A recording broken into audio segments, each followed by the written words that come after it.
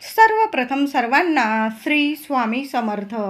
स्वामी महाराजांच्या कृपेने तुमच्या सर्व चांगल्या इच्छा पूर्ण होत ही स्वामींचरणी प्रार्थना करते आणि आजच्या व्हिडिओला सुरुवात करते. तर उद्या 26 फेब्रुवारी 2025 महाशिवरात्र आलेली आहे. महाशिवरात्र महादेवांची सेवा करण्याचा, उपासना करण्याचाच हा दिवस आहे. सर्वांनी या दिवशी अगदी मनोभावे महादेवांची सेवा करायची आहे. प्रत्येकाची झोळी महादेव भरभरून नक्कीच भोले भंडारी भरून देतात. आपल्या प्रत्येक मनातील इच्छा, प्रत्येकाच्या मनातील इच्छा नक्कीच महादेव पूर्ण करतात.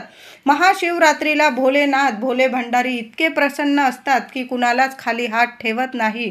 म्हणून या दिवशी जर असं लवकर उठा, अगदी ब्रह्ममुहूर्तावर उठला तर अतिशय उत्तम, किंवा सूर्योदयाच्या आधी तरी नक्की प्रत्येकाने उठायचं आहे. आंघोळीच्या पाण्यात थोडंसं गंगाजल टाका आणि प्रत्येकाने डोक्यावरून डोकं धुवून आंघोळ करायची आहे. शरीराने मनाने प्रसन्न पवित्र होऊन महादेवांची सेवा करायची आहे. पांढरे किंवा हलक्या रंगाचे स्वच्छ धुतलेले कपडे नेसून परिधान करून महादेवांची सेवा करायची आहे. काळ्या रंगाचे कपडे किंवा अगदी फाटलेले तुटलेले असतील असे कपडे अजिबात घालू नका. मसालेदार पदार्थ जेवढे टाळता येतील, आपण सर्वच जण महादेवांची सेवा म्हणजे उपवास आपण प्रत्येक जण करणार आहोत. जेवढे मसालेदार कमी पदार्थ खाता येईल ना, तेवढं आपलं मन शांत राहतं आणि शांत मनाने केलेली सेवा कधी पण भोलेनाथांना प्रसन्न करत असते. म्हणून उद्या मसालेदार पदार्थ, जरी तुम्ही साबुदाणा वगैरे खात असाल, जर अशा मिरच्या किंवा तिखट जर असं कमी खायचं आहे आणि शांत राहायचं आहे. कुणाचं मन दुखणार नाही, कुणाला त्रास होणार नाही. याच दिवशी काय कधीच अशा गोष्टी आपल्याकडून घडायला नको. पण उद्याचा दिवस खूप महत्त्वाचा आहे. उद्या कुणालाच त्रास होईल असं वागू नका. मांसाहार मद्यपान वगैरे होणार नाही याची काळजी घ्यायची आहे.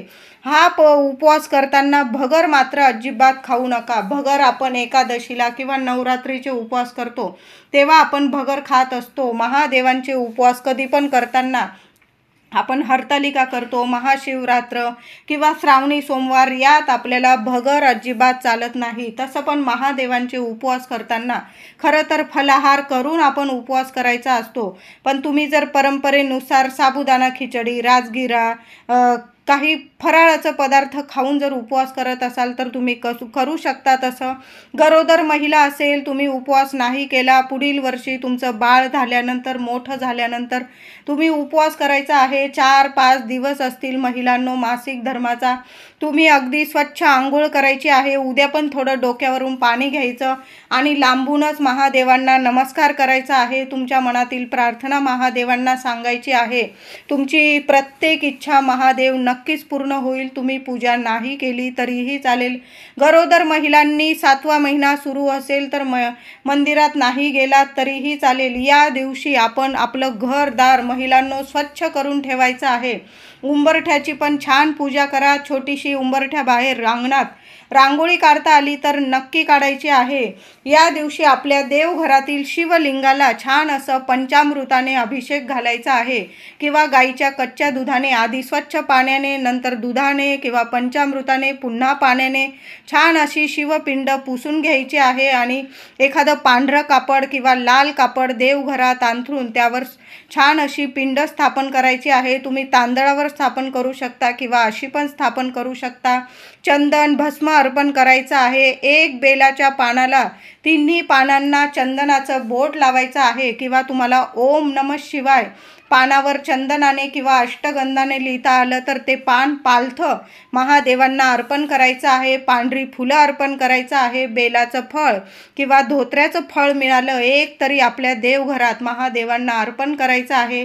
या दिवशी आता समजा तुमच्याकडं शिवलिंग, शिवपिंडी नसेल तर मग काय करायचं, तुम्ही एक ईशान्य दिशेला किंवा पूर्व पश्चिम दिशेकडं तोंड करून एक पाट मांडून घ्यायचा आहे. जागा स्वच्छ करून घ्या, रांगोळी काढून घ्या पाटाभोवती आणि छान असा पाट मांडून त्यावर कपडा अंथरून तुम्ही साखरेचे शिवलिंग तयार करू शकता किंवा वाळूचे शिवलिंग तयार करू शकता. त्याचं टोक म्हणजे जलाधारीचे मुख उत्तरेकडे यायला हवे अशा पद्धतीने तुम्हाला शिवलिंग तयार करायचं आहे.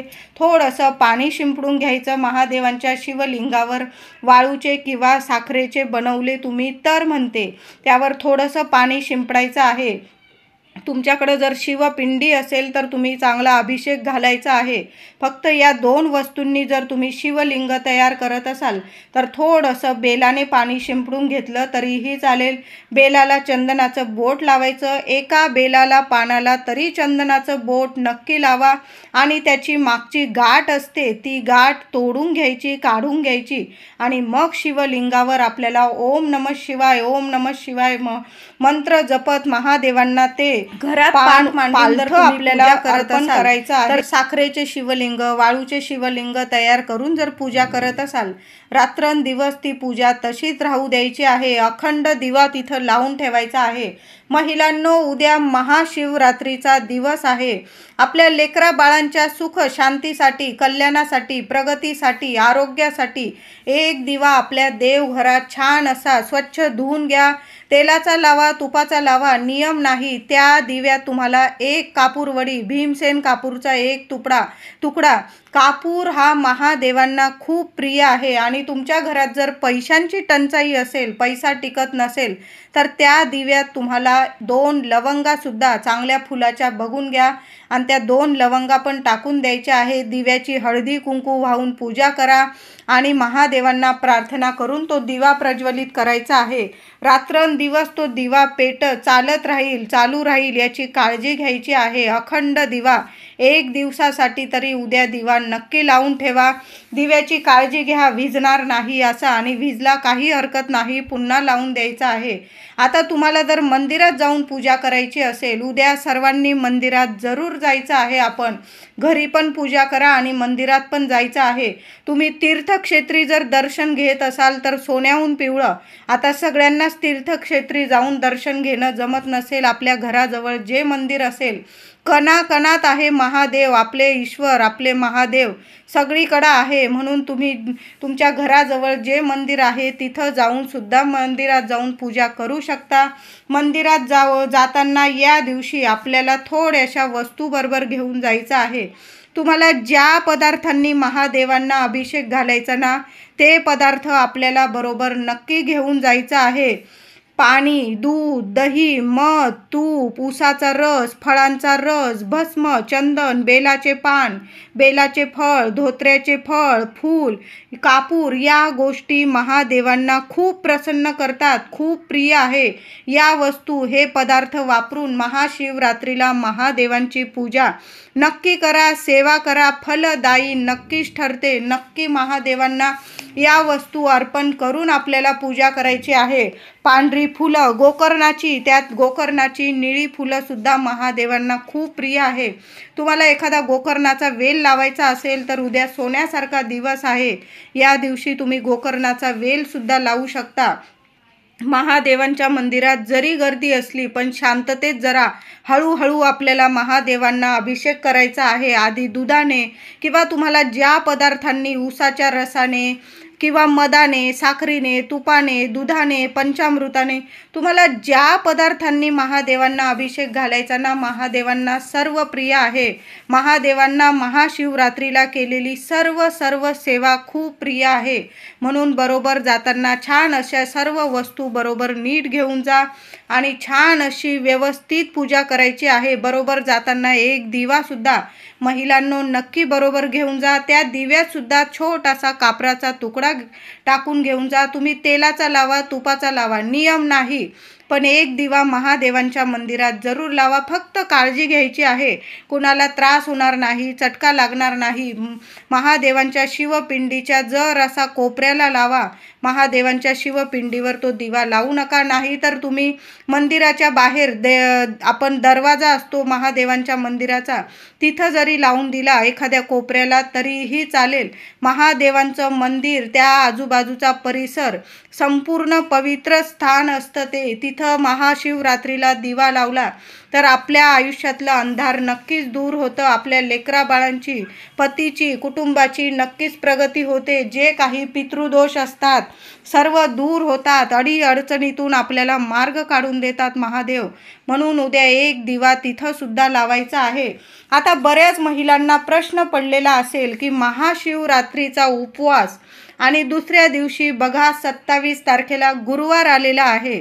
बऱ्याच महिलांचा किंवा पुरुष दादांचा गुरुवार भातावर सुद्धा असेल, मग महाशिवरात्रीचा उपवास दुसऱ्या दिवशी गुरुवारी कसा सोडायचा?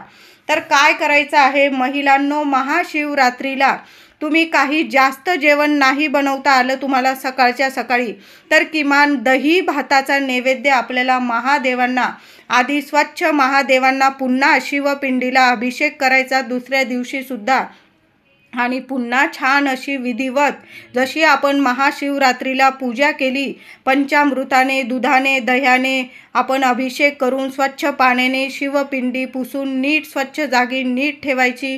पुन्हा बेल, फूल, चंदन, भस्म छान अशी विधिवत आणि तो पूजा दही करायची. भात खाऊन आणि आपल्याला देवांना दही भाताचा महाशिवरात्रीचा नैवेद्य दाखवायचा आहे. त्या त्या दही दही भातावर भातावर थोडंसं जेवण साखर बनवून सुद्धा नैवेद्य टाकायची दाखवायचा आहे. आणि नैवेद्य दाखवायचा अशा आहे. गोष्टी वापरू नका या दिवशी. आता दही भातावर आपण उपवास सोडला, नीट जेवला तुम्ही, मग तुमचा गुरुवारचा उपवास असेल तर मग संध्याकाळी तुम्हाला फलाहार घेऊन उपवास नीट करायचा आहे. म्हणजे तुम्हाला कळलंच असेल की सकाळी महाशिवरात्रीचा गुरुवारी आपण सकाळी उपवास सोडू, तर आपण संध्याकाळी उपवास करायचा आहे. म्हणजे आपला गुरुवारचा उपवास आणि महाशिवरात्रीचा उपवास पण सुटेल आणि गुरुवारचा उपवाससुद्धा आपला लागू पडणार आहे. म्हणजे आपला मान्य होणार आहे तो गुरुवार. अशा पद्धतीने आपल्याला महाशिवरात्रीचा उपवास गुरुवारी सकाळी सोडायचा आहे.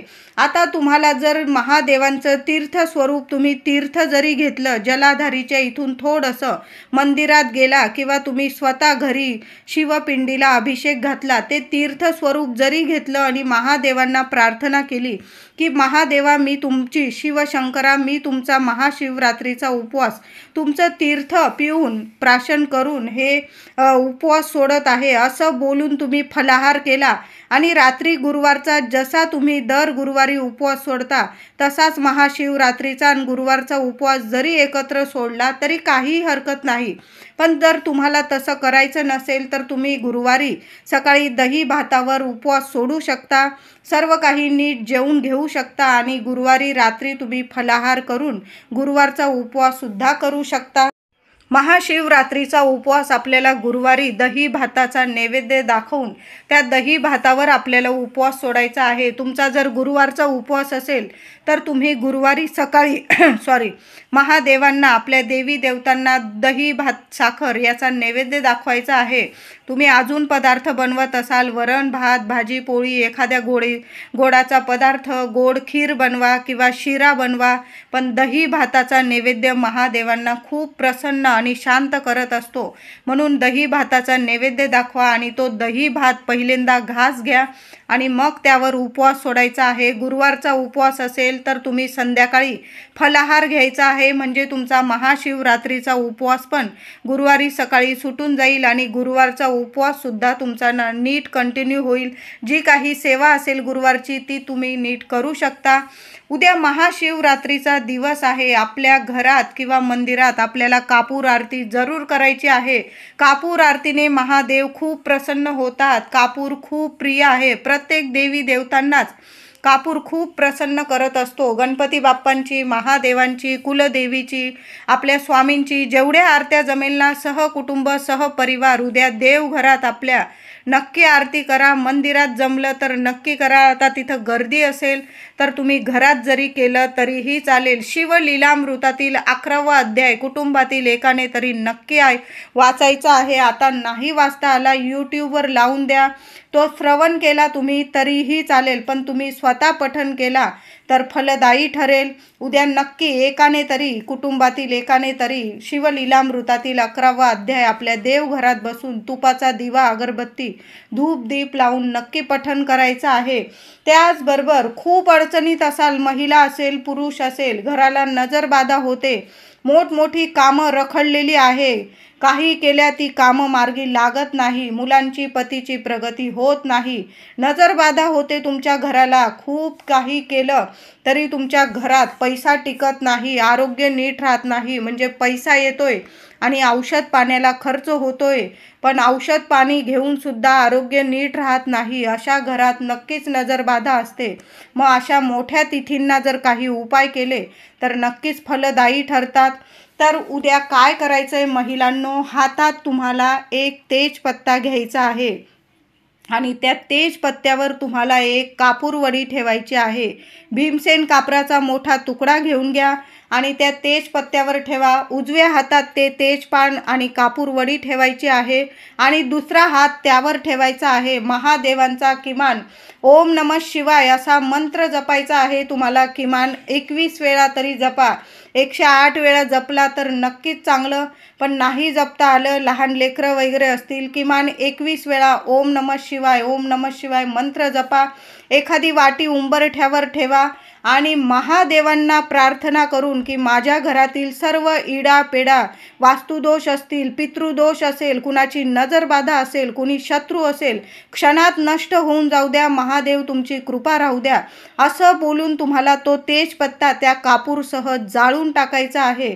उद्या संध्याकाळी प्रदोष काळी 6:30 ते 7:30 या वेळात, या काळात हा महिलांनो उपाय नक्की करा। महिलांना 4 दिवस असेल, पुरुष दादांनी केला, तुम्हाला काही जास्त नाही। ज्या भांड्यात तुम्ही नेहमी कापूर जाळता त्यात जरी हा उपाय केला, आपल्या मुख्य उंबरठ्यावर ते भांडं ठेवायचं आणि मंत्र जपून ते हातात तेजपत्ता आणि कापूरवडी हातात घेऊन मंत्र जपून तो पान ते तेजपत्ता कापूरसह जाळून टाकायचा आहे। नंतर ते एखाद्या झाडाखाली टाकून द्यायचं आहे। क्षणात तुमच्या घरादारावर लागलेली नजरबाधा असेल, काही पितृदोष असेल, दोष असेल, संपूर्ण नष्ट होईल। भोलेनाथ आहे, महादेव आहे, मनुष्याचेच नाही तर भूत पिशाच पितृदेव सर्वांचे देवाधिदेव आहे आणि महादेवांची ही सेवा जर आपण केली, आपल्या घराला लागलेला जो वास्तुदोष असतो, पितृदोष असतो, शत्रुदोष असतो, क्षणात नष्ट होतो। म्हणून महिलांनो ही सेवा, ही कापूर आणि तेजपत्ता जाळण्याची सेवा नक्की करा। मुख्य उंबरठ्यावर करायची आहे। महाशिवरात्रीच्या दिवशी उद्या मुलांवरून सुद्धा एक वस्तू ओवाळून टाकायची आहे। काय करायचं महिलांनो, सकाळी उपाय करा किंवा संध्याकाळी केला तरीही चालेल। तुमच्या घरात जर पिवळी मोहरी असेल तर मुलांना पूर्व पश्चिम उभं करायचं आहे आणि 7 वेळा डोक्यापासून पायापर्यंत मुलांवरून ती पिवळी मोहरी उतरवून घ्यायची आणि वाहत्या पाण्यात टाकून द्यायची आहे। तुमच्या घरात बेसिनमध्ये हात धुवून टाकला तरीही चालेल। मुलांना खूप नजरबाधा झालेली आहे, महाशिवरात्रीचा मोठा दिवस आहे, तर काय करायचं, एक तुरटीचा खडा घ्या, मुलांना पूर्व पश्चिम उभं करा, मुलांवरून डोक्यापासून पायापर्यंत तो तुरटीचा खडा उतरवून घ्यायचा आहे। तुमच्या घराबाहेर जर चूल असेल तर त्यात तुम्ही जाळून टाकला किंवा नसेल चूल तर घरात तुम्ही हात बेसिनमध्ये टाकून दिला तरीही चालेल। हातपाय धुवून घ्या, ज्यांची दृष्ट काढतात त्यांना पण हातपाय धुवायला लावायचं आणि जो दृष्ट काढतो, आई किंवा मोठी व्यक्ती, घरातल्या कुणीही मुलांची दृष्ट काढू शकता। पतिदेवांना दृष्ट लागलेली असेल तर अशाच पद्धतीने मोहरी किंवा तुरटी उद्या महाशिवरात्रीला नक्की ओवाळून टाकायची आहे। उद्या मंदिरात जर गेला तर आठवणीने मुठभर तांदूळ, मुठभर साखर, 1 नारळ आणि 1 रुपया नक्की घेऊन जा। प्रत्येकाने घेऊन जायचं आहे। जाताना बरोबर आपण महादेवांना ज्या वस्तू प्रसन्न करतात त्या तर घेऊन जाणारच आहोत। पाणी, दूध, दही, पंचामृत, उसाचा रस, फळांचा रस, मध, सगळं आपण कसं अगदी विधिवत आपल्याला पूजा करायची आहे। आणि बरोबर जाताना 108 बेलपत्र नसतील, थोडे कमी असतील तरीही चालेल, पण किमान 108 वेळा तुम्ही घरी जरी ही सेवा केली, कारण मंदिरात एवढ्या वेळ आपल्याला बसू देणार नाही, मग किमान मंदिरात आपण 1, 5, 11, 21 अशी बेलपत्र तर वाहू शकतो। ओम नमः शिवाय मंत्र जपत राहा, मंदिरात बघू नका किती वेळा मंत्र जपताय, मंत्र जपत राहा आणि मुठभर तांदूळ आणि मुठभर साखर महादेवांना शिवपिंडीवर नक्की अर्पण करायची आहे। महादेवांच्या शिवपिंडीखाली कुठं जागा असेल तिथं नारळ 1 अर्पण करायचं आहे आणि नारळावर 1 रुपया ठेवून द्यायचा आहे। बघा, लक्ष्मी इतकी धावत येईल तुमच्या घरात, कशाला कमी राहणार नाही। गौरी माता हीच महालक्ष्मी आहे। 1 रुपया आणि 1 नारळ, जिथं माता पार्वतीचे हात असतात, आपल्याला शिवपिंडीची रचना माहीत आहे, तिथं 1 नारळ आणि नारळावर 1 रुपया नक्की अर्पण करून या। बघा, लक्ष्मी धावत येईल। माता गौरीच ही माता महालक्ष्मी आहे। नक्की 1 रुपया आणि 1 नारळ अर्पण करून यायचं आहे। उद्या महाशिवरात्रीचा निश्चित काल उत्तर रात्री 12:27 पासून ते 1:16 हा 43-44 मिनिटांचा कालावधी खूप महत्त्वाचा असतो। महाशिवरात्रीच्या मध्यरात्री महादेवांचे परम तेजस्वी अस्तित्व पृथ्वीवर सक्रिय होते। या काळाचंच निश्चित काल असे म्हटले जाते। या निश्चित कालात आपल्याला 4 प्रहराची जर तुम्हाला पूजा जमली तर नक्की करा, नाही जमली तर या निश्चित कालात एवढं तर जागरण आपण करू शकतो। 1 ते 1:30 वाजेपर्यंत उद्या जागरण करायचं आहे आणि या निश्चित कालात आपल्याला 1 बेलपत्र, फूल, छान चंदन, भस्म, पुन्हा महादेवांची छान पूजा करायची आहे। शिवपिंडीवर अभिषेक घालायचा, चंदन भस्म अर्पण करायचं, बेलाचं पान अर्पण करायचं। आता उद्या महादेवांच्या मंदिरात गेला तर खाली हात घरी येऊ नका। महादेवांची विधिवत पूजा केल्यानंतर जलाधारीच्या इथून थोडंसं तीर्थ बरोबर घेऊन यायचं आहे आणि महादेवांच्या शिवपिंडीवर वाहिलेलं, कोणी वाहिलेलं आहे बघू नका, जे हातात येईल ते बेलपत्र घरी यायचं आहे आणि घरातल्या प्रत्येकाने, जरी उपवास आहे तुमचा तरी पण प्रत्येकाने महादेवांचा प्रसाद ते बेलपत्र चावून चावून खायचं आहे आणि जलाधारीच्या इथून आणलेलं तीर्थ प्रत्येकाने थोडं थोडं तीर्थ स्वरूप प्यायचं आहे। कितीही रागट तापट स्वभाव असू द्या, चिडचिडा स्वभाव असू द्या, काही नजरबाधा लागलेली असेल, तुमचं ऐकत नाही मुलांना तर जरूर द्या आईने हे तीर्थ, स्वतःसुद्धा प्या। घरात खूप नकारात्मकता वाटत आहे अशा घरातसुद्धा कान्याकोपऱ्यात थोडंसं तीर्थ शिंपडून द्या। 4 दिवस असतील, मोठ्या मुली असतील तुम्हाला स्वतःला 4 दिवस असेल आणि कोणी तीर्थ आणून दिलं तर घरात शिंपडू नका। आपले हात कुठं लागतात म्हणून ते तीर्थ फक्त ज्याने आणलेलं आहे त्यांनीच प्यायचं आहे। 4 दिवस 5 दिवस असतील अशा महिलांनी उद्या पूजा किंवा सेवा करू नका। त्याचबरोबर किमान 108 बेलपत्र तरी उद्या महादेवांना जरूर अर्पण करा। नसतील एवढे तर 1 बेलपत्र, 5, 11, 21, 51 बेलपत्र हातात घ्यायची आहे आणि किमान 108 वेळा ओम नमः शिवाय मंत्र जपत महादेवांना पालथी स्वरूप बेलपत्र अर्पण करायची आहे। उद्या 1 तरी बेलपत्र महादेवांचा प्रसाद स्वरूप प्रत्येकाने नक्की खायचं आहे। भाग्य तेजस्वी होईल, महादेवांची अखंड कृपा आपल्यावर नक्कीच राहील।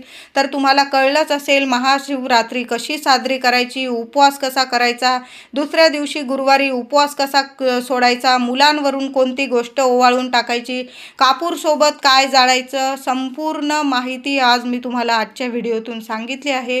व्हिडिओ आवडला असेल तर लाईक करा, शेअर करा, चॅनलला कृपया सबस्क्राईब करा। धन्यवाद।